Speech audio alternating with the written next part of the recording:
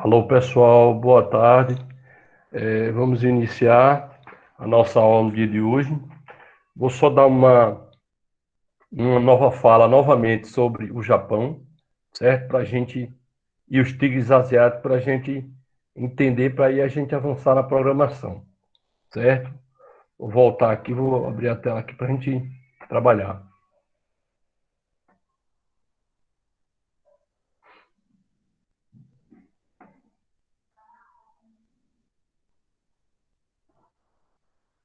Olha só, já está aqui na posição. Olha só, o Japão, né? A gente já deu uma viajada pela China, pela Índia, né? A gente viu que na Índia tem ainda os costumes tradicionais e um deles é ainda a manutenção da sociedade de castas, que foi condenada internacionalmente, né?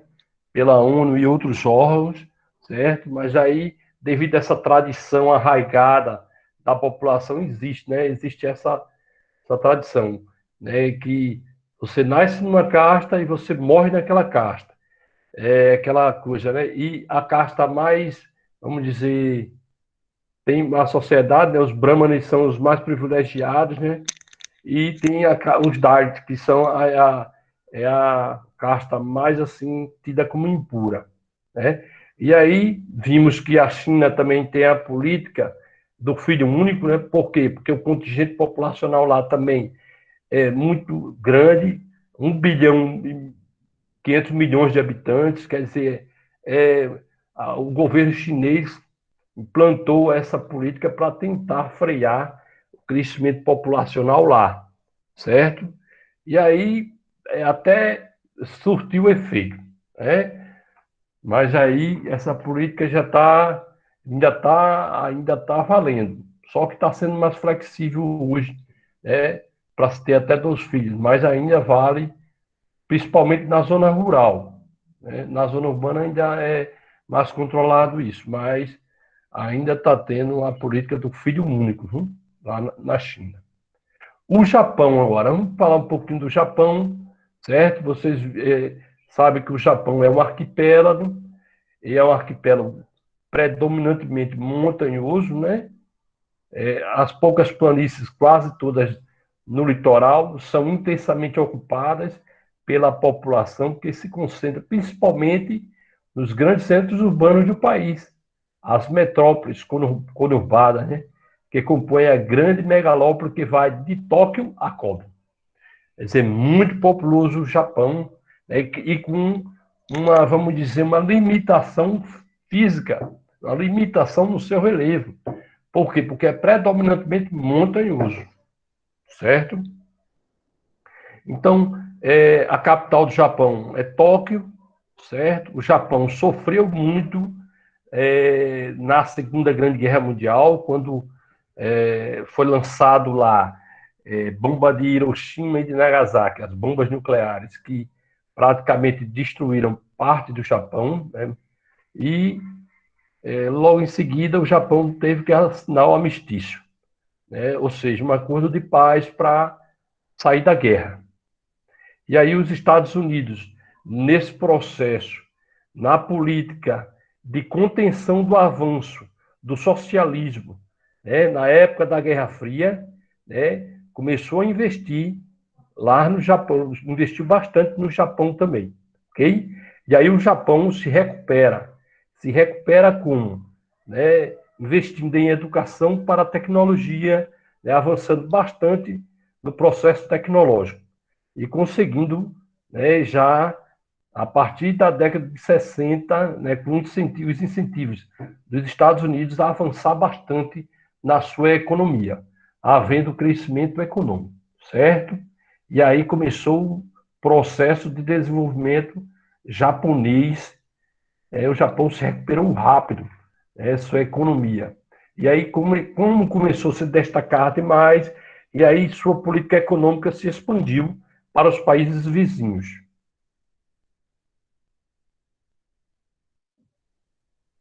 Olha só, então, logo no pós-guerra, né, a mão de obra no Japão era barata, certo? E abundante, claro.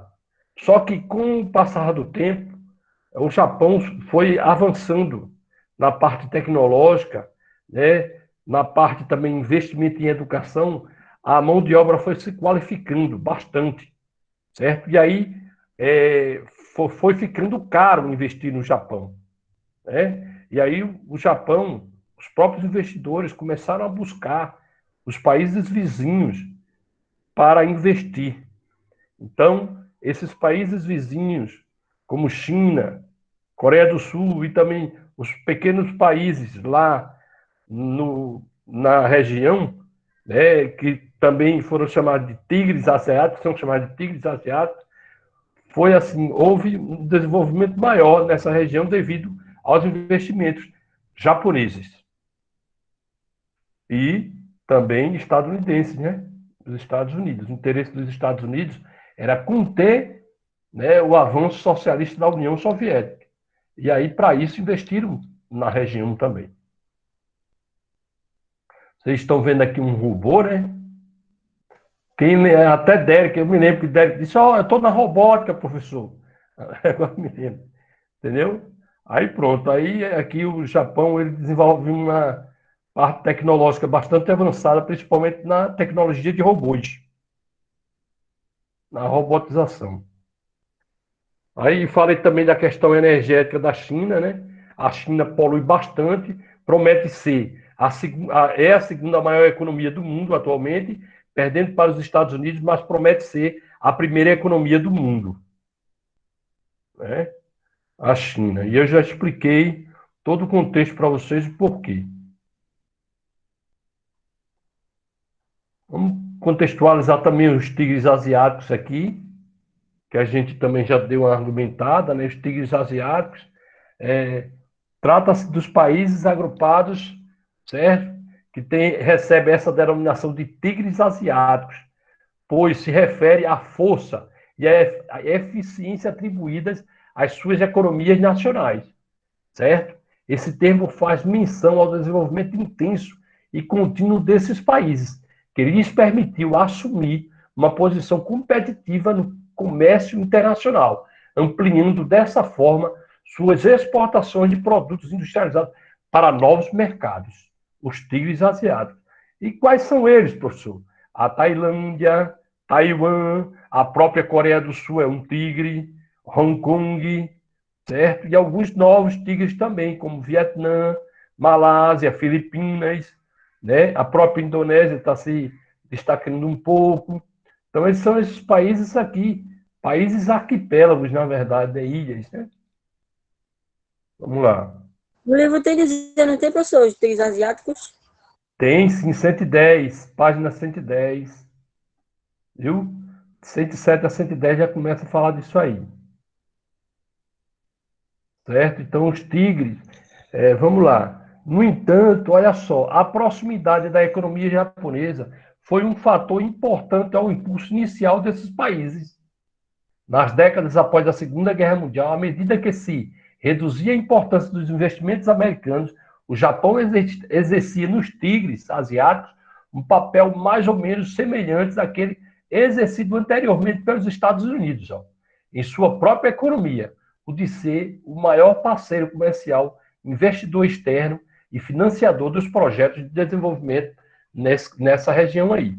No entanto, assim como ocorreu no Japão, nos tigres, a qualificação da mão de obra, por meio de instrução formal e a elevada qualidade de vida, vem aumentando os custos de produção, tornando-os menos atrativos aos capitais internacionais. Aí, ó, a Coreia do Sul é um exemplo. A Coreia do Sul investiu maciçamente em educação, mais de 1 trilhão por ano. E aí você tem, né, os efeitos disso aí, né? Depois de certo tempo, a Coreia do Sul se destaca hoje, né, em grandes multinacionais, em, vamos dizer, tecnologia para o futuro. Então, a Coreia do Sul é um tigre asiático, mas que está com bastante crescimento econômico, certo? E aí, como ele está colocando aqui o autor, com o passar do tempo, devido a essa qualificação, né, a mão de obra vai ficando mais cara, como eu expliquei para vocês. Quanto mais estudo, maior o salário. Quanto menos estudo, menor o salário. Então, a cada um ano estudado que você tem, maior o seu salário, viu, Derek? Entendeu, Derek? Derek? Mais ou menos. Como assim? Explica de novo. Ó, um exemplo. Tu tá no 9º ano, não é isso? Você tá no 9º ano. Aí você vai.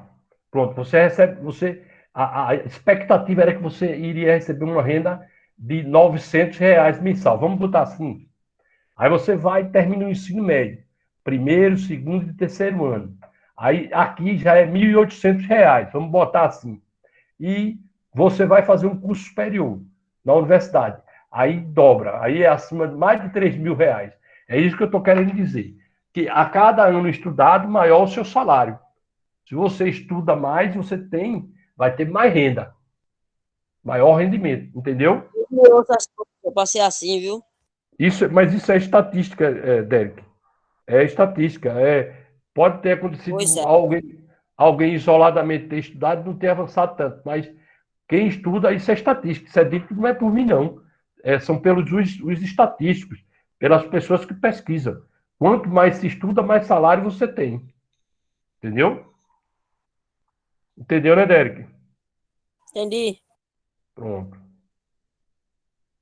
Então, fechando aqui essa parte, eu falei da ASEAN e a integração regional, que é tipo um bloco econômico, né? A sigla em inglês para a Associação de Nações do Sudeste Asiático. Criada em 1967, tem sua origem contextualizada em meio à onda de descolonização no leste e sudeste da Ásia. Assim, seus objetivos iniciais ligavam-se à garantia da soberania e da estabilidade política desses estados recém-independentes, que, por vezes, encontravam-se politicamente instáveis no período pós-guerra. Então, eles fizeram uma associação, certo?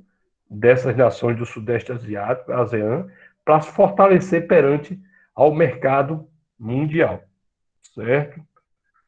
E aí, essa associação tem algumas atribuições, certo? E negociações, né, com alguns países que se destacam nessa região também, com a própria influência da China nas economias nacionais, tem feito com que os países tenham que negociar com esse país. E após uma crise financeira que atingiu a região em 1997, a estrutura de cooperação entre os países foi alterada. Além de ampliar sua abrangência, para a China, o Japão e a Coreia do Sul, mas sem atingir políticas comuns efetivamente concretas. Então, a ASEAN também começa a avançar, né, em negociações com seus países membros, né, os países que estão aqui próximos, tipo o Japão, a Coreia do Sul, a China. A Ásia esses países de menor força, né? Tailândia, Filipinas, Malásia, Singapura, Indonésia, além de Brunei, que se uniu em 1984. Então, se uniram, né? Depois veio Vietnã, Myanmar, Laos, né? Esses aqui, e Camboja vieram depois, porque são países que eram socialistas e deixaram o socialismo, vamos dizer que recentemente. E aí começaram a entrar em negociação com a China, que é um país que se destaca bastante, né, como eu já disse, e o Japão e a Coreia do Sul, por que não? Negociação, negócios, né, no comércio internacional, certo? Então, isso aí é a ASEAN. Aí tem alguns países aqui, ó, em destaque, né, da Ásia, ó, países como Myanmar, Laos, Tailândia, Vietnã, Camboja, Filipinas, Singapura, Indonésia, né, própria Malásia. Então, esses países que são os países da Ásia que formaram esse bloco para entrar em negócio com a China, para fazer negociações com a China, o Japão, esses países vizinhos deles lá que são países mais fortes economicamente. A questão energética da China, como eu já havia comentado, a China é um país que tem questões energéticas, certo? Porque é um país que cresceu muito, cresceu tanto, e aí começa já a ter problema com o seu crescimento econômico em relação à energia. O ritmo acelerado da economia chinesa vem aumentando os problemas ambientais, podemos citar como exemplo a poluição dos rios, cujas águas abastecem a produção nos campos da milenar civilização chinesa, como os rios Huanghe e Yangtze, rios importantes para, vamos dizer, a agricultura chinesa, né? No tocante ao setor energético, então isso é com relação à poluição dos rios. À medida que tem muita indústria, a tendência é o quê? Essa indústria jogar poluentes em alguns rios, não é isso? Então, essa política de desenvolvimento sustentável, os chineses mais do que nunca têm que implantar lá, porque senão vai ficar insuportável viver na China na questão ambiental. No tocante ao setor energético da economia chinesa, o dilema maior diz respeito ao carvão, tá vendo? Como sua principal fonte energética é o carvão. O carvão é altamente poluidor. Esse combustível fóssil, altamente poluente e não renovável, que vai diminuindo, portanto, de exploração limitada, produz algo em torno de 67% da energia elétrica do país nas chamadas usinas termoelétricas. Isso aí é prejudicial demais ao meio ambiente, porque gera energia, mas em contrapartida lança muito poluente ao ar. O carvão, né? Que é um recurso não renovável, vai retirando da natureza e vai diminuindo. Tendo em vista tal situação, os dirigentes chineses vêm sinalizando nos últimos anos preocupações voltadas ao meio ambiente e principalmente à renovação e à diversificação de suas matrizes energéticas. Ou seja, buscar fontes alternativas de energia, fontes menos poluidoras, como hidrelétricas, né? Eu falei até na aula passada dessa hidrelétrica de três gargantas, né? Que chama, é uma hidrelétrica, é a maior hidrelétrica do mundo, é a maior usina hidrelétrica do mundo, essa de Três Gargantas, né? Essa usina. E aí, como é que se diz? Buscando fontes de energia menos poluidoras, menos poluentes, né? É isso que a China tem que estar buscando agora, porque senão fica insuportável viver ali, ok? A energia eólica também é um caminho, energia solar é outro caminho. O Brasil agora está sofrendo. Por que está sofrendo, professor? Porque está chovendo menos nas regiões de hidrelétricas, e aí o perigo é um colapso energético no Brasil. O Brasil depende muito da energia hidrelétrica, da água, das chuvas. E aí isso está trazendo uma preocupação ao governo, certo? Porque deveria se investir mais, como o senhor diz, assim, em energia solar, energia... fontes alternativas. Mas são investimentos que são muito caros também. Armando, sim, mas sabe do problema brasileiro? Essa questão da energia foi falado já há algum tempo, foi discutido, né? E desde o governo Lula, outros governos anteriores, sabe da dependência do Brasil em relação à energia hidrelétrica. E sabe que a tendência é uma diminuição no processo de chuvas. Por quê? Por conta de quê? Do impacto ambiental que está trazendo a própria revolução, as próprias revoluções industriais ao longo do tempo, né, o desmatamento e outros. E isso tem causado também um desequilíbrio hidrológico, certo? E aí tem locais aí de rios de planaltos, que é aproveitado para energia hidrelétrica, que está seco praticamente. E sem volume de água não dá para gerar as turbinas movimentarem e as turbinas gerarem a energia hidrelétrica, entendeu? Que vem para a gente aqui, ó. É por isso que a energia está tão caro ultimamente. Hidrelétrica como Paulo Afonso, que é uma das que é uma das que a gente tem acesso aqui, que vem energia para cá, de lá, né? Hidrelétricas como a própria Itaipu, uma das maiores hidrelétricas do mundo, né? A maior do Brasil, Itaipu, está sofrendo com a questão outro dia, foi ontem ou foi ontem, mostrou, né, o rio, parte do rio bastante seco e o volume das cachoeiras bastante menor. Então, isso é preocupante para a questão da energia, porque a gente sabe que tudo hoje é através da energia. A dependência é muito grande da energia. Você tem um computador, você tem um celular, você vai lá, coloca lá para carregar, porque senão ele vai e desativa. Ele não fica muito tempo com a bateria carregada. Entendeu? Essa é uma preocupação grande. As indústrias precisam da energia, as casas precisam de energia. Então, isso é de grande preocupação. É por isso que tem que se buscar novas fontes alternativas, né? Mesmo sendo um pouquinho caro, como o nosso Armando disse aí. Realmente, de fato, investir em energia eólica, aquelas hélices, aquele material que às vezes vocês veem, quando a gente vem na estrada, né?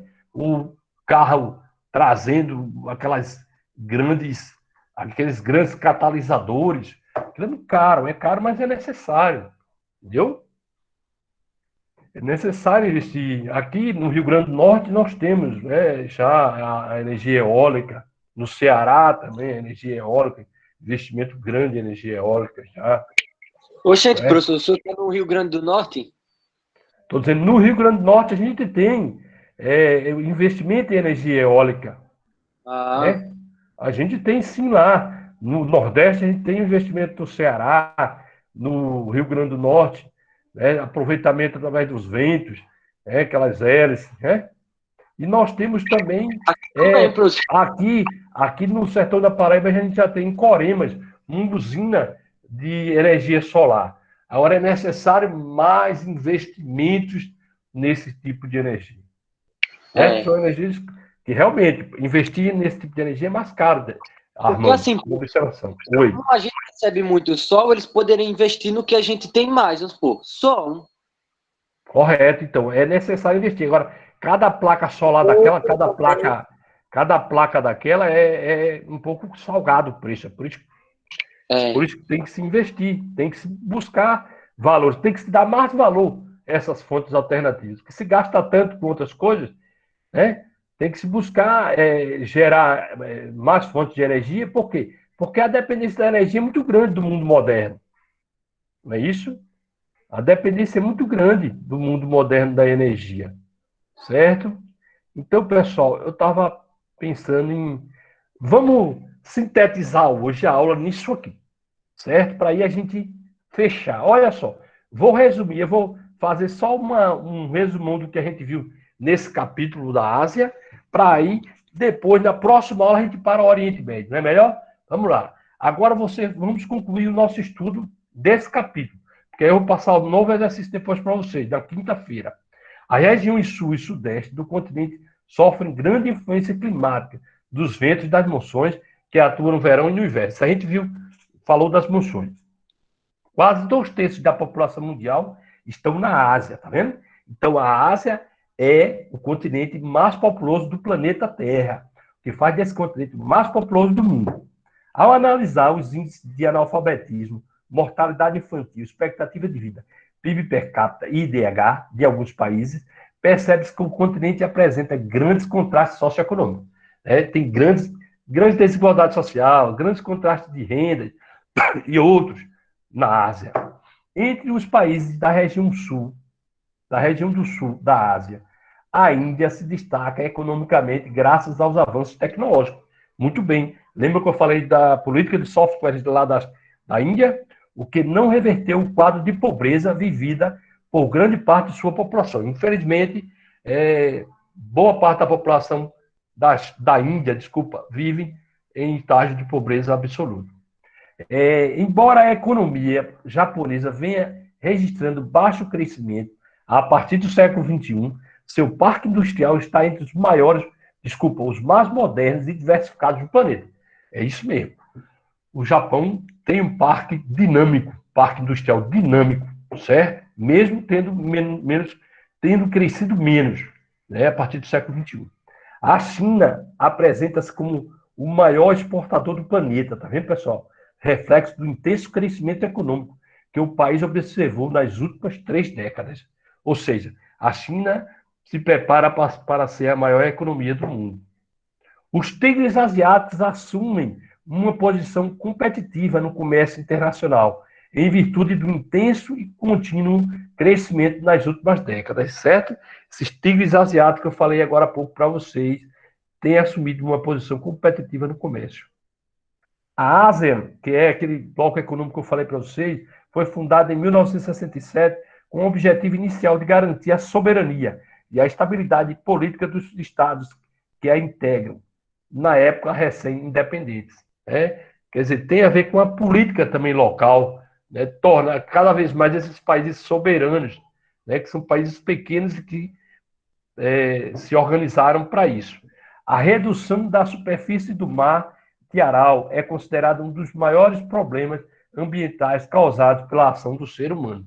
Então, é outra questão aí ambiental que o ser humano tem alterado muito ali e tem se tornado uma questão ambiental, ok?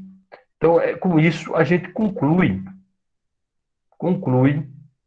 esse capítulo, esse capítulo 3, que é o capítulo da Ásia, né? No geral, a Ásia no contexto geral, porque aí a gente vai trabalhar o Oriente Médio, o próximo capítulo, que é o capítulo 4, na próxima aula, se Deus quiser, certo? Eu vou aqui concluir. Alguma dúvida? Alguma dúvida, pessoal? Eu acho que não. Norman, entendeu direitinho? Derek? Alguma dúvida, meu amigo Derek? Derek, Manuel, Paulo Roberto, Não, Tairon, Alan, Carol não, tô tudo bom. e Camila, Mariana, né? Todos entenderam direitinho? Todos entenderam, né? Sim. Certo. Então, pessoal, eu estava pensando em. Deixa eu só fechar aqui agora essa gravação. Ok.